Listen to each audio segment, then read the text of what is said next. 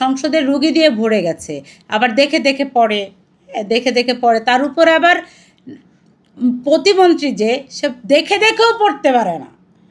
আমি বুঝলাম না তিনি ভিপি কিভাবে হলো। সংসদটাকে এরা একেবারে যাত্রাপালা বানিয়ে ফেলেছে। কারণ এই সংসদে তারা স্পিকারকে বলে ভাই, আবার বলে আমারে 5 মিনিট সময় দেন।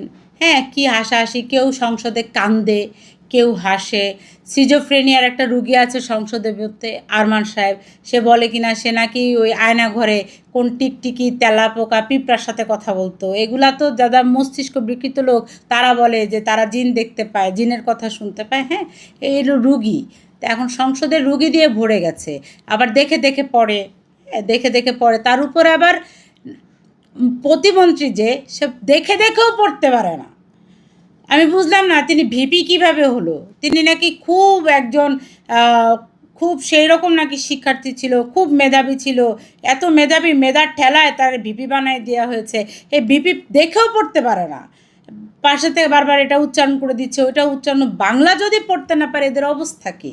তার উপরে তো ওই ভিপি সাহেবের মানে উচ্চারণ থেকে আঞ্চলিকতাও যায়নি। তিনি যে এলাকায় মানুষ হয়েছে ওই টান চলে আসে বারবার।